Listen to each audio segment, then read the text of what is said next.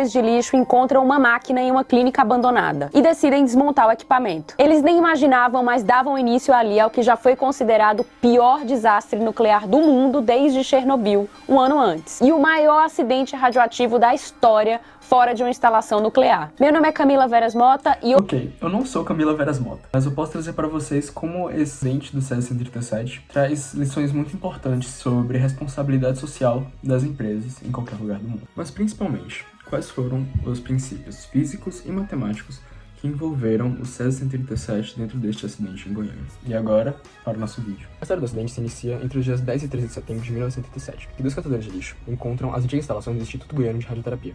Dentro dele havia uma máquina de radioterapia velha, em que eles desmontam e levam para casa para poder encontrar o chumbo que estava dentro dela, que era um material de alto valor. A partir daí, eles deslocam esse material para um ferro velho. Dentro dele havia a cápsula contendo o Césio-137, que eles quebram para poder retirar o chumbo que havia ali dentro. O chumbo sendo um material que é utilizado para conter a radiação. Após a abertura, havia a exposição desse material radioativo, assim levando à contaminação tanto desses dois catadores quanto de todas as pessoas que tiveram contato com esse material, sendo elas vizinhos, amigos e o próprio dono desse ferro velho, que encontraram dentro dessa cápsula o Césio-137, que era de uma beleza muito grande. Ele era azul e brilhante, assim sendo colocado de uma forma sobrenatural. A partir daí, houve uma diversa dispersão, que muitas pessoas encontravam contato com ele e levavam para suas casas para poder ter esse material especial, esse material sobrenatural, perto de si, sem saber do risco que ele apresentava. A partir daí se passam 19 dias, em que diversas pessoas tiveram contato com o Césio-137 e apresentaram reações à sua radiação, entre elas sendo diarreia, vômito, lesões na pele e algumas mais graves. Dessa forma, apenas no dia 29 de setembro,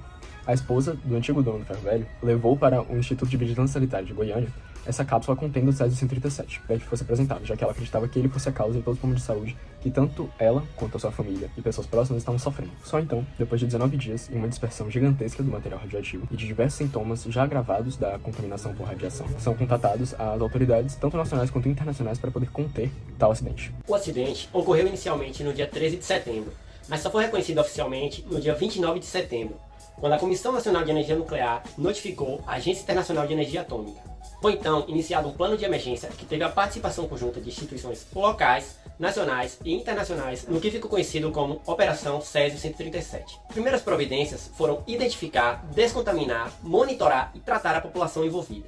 As áreas consideradas como foco principal de contaminação foram isoladas e iniciou-se a triagem das pessoas no Estádio Olímpico. A descontaminação dos focos principais foi feita removendo grandes quantidades de solo e de construções que foram demolidas. Ao mesmo tempo, era realizada a quantificação e dispersão do Césio-137 no ambiente, além da análise de solos, vegetais, água e ar. Foram monitoradas ao todo 12.800 pessoas, das quais 249 apresentaram significativa contaminação, sendo que em 120 delas a contaminação tinha sido apenas em roupas e sapatos e foram liberadas logo depois. As outras 129 pessoas passaram a receber acompanhamento médico regular.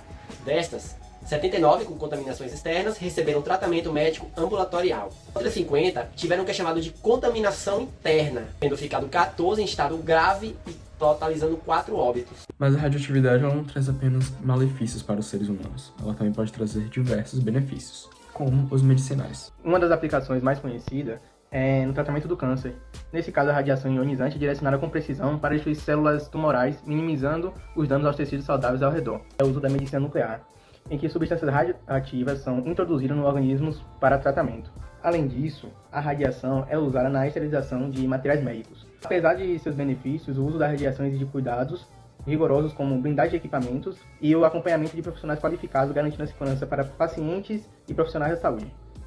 É isso. Como o Césio-137 pode causar tanto dano à população de Goiânia? Primeiramente, deve ser explicado o conceito de meia-vida.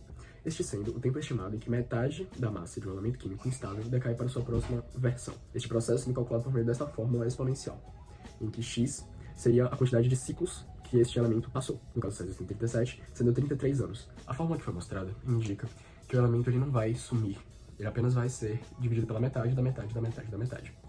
Assim, digamos que eu tivesse 1 kg deste elemento. Depois ele iria se tornar 500 gramas, e depois 250 gramas, e depois 175 gramas. Mas ele nunca iria zerar, de certa forma. Por isso é utilizado uma fórmula exponencial. O comportamento do decremento radioativo em relação à função exponencial pode ser melhor compreendido por meio desse gráfico, em que, a partir daqui, pode ser analisado que a gramatura do elemento vai decaindo de forma constante, vai ser simplificado posteriormente. Porém, este processo apenas traz benefícios ao ser humano por meio do decaimento radioativo. em que o elemento instável precisa decair para um elemento mais estável. Nesse processo, ele libera radiação ionizante, que podem entrar nas células do ser humano e alterar seus genes, assim causando mudanças morfológicas e matando alguns tecidos, assim trazendo todos os malefícios às populações afetadas por esse acidente. Empresas têm o dever de agir com responsabilidade social, garantindo que suas atividades não prejudiquem a sociedade nem o meio ambiente. Isso inclui o cumprimento de normas, a transparência em suas ações e o compromisso ético com o bem-estar coletivo. Um acidente como o Césio 137 Goiânia, no ano de 1987, evidencia as consequências da negligência empresarial.